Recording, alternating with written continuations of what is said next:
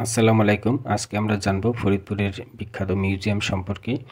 British শাসনামলে সৃষ্ট অন্যতম একটি জেলার নাম ফরিদপুর। অনেক আউলিয়া, দরবেশ, রাজনৈতিক, সমাজসেবক ও পুণ্যাত্মার আবাসভূমি হিসেবে এ অঞ্চল প্রসিদ্ধ। এ জেলার পূর্ব নাম ছিল ফতেহাবাদ। প্রখ্যাত সাধক এবং দরবেশ খাজা মাইনুদ্দিন চিশতি রহমতুল্লাহের শিষ্য শাহ ফরিদুদ্দীন রহমতুল্লাহর নাম অনুসারে এ জেলার নামকরণ করা হয় ফরিদপুর। এ জেলার ইতিহাস, ঐতিহ্য ও সংস্কৃতি অত্যন্ত সমৃদ্ধ। এ জেলার ইতিহাসের পশ্চাতে রয়েছে সুফিদের আগমন, ফরাইজ আন্দোলন, নীল বিদ্রোহ ও মুক্তিযুদ্ধ। আর এসব ধারাবাহিকভাবে স্থান পেয়েছে ফরিদপুর মিউজিয়ামে। মিউজিয়ামটি স্থাপিত হয় 1977 সালে।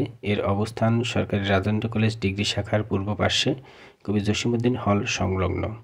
ধারাবাহিকভাবে বিবরণ না দেয়া গেলেও এতে স্থান পেয়েছে বিভিন্ন বরেণ্য ব্যক্তিবর্গের ছবি, যেমন খাজা শেখ ফরিদুদ্দীন রহমতুল্লাহি, হাজী শরীয়তুল্লাহ, বীরশ্রেষ্ঠ মুন্সী আব্দুর রউফ, এছাড়া বিভিন্ন সমাজসেবক, রাজনৈতিক ব্যক্তিবর্গ ও মুক্তিযোদ্ধাদের।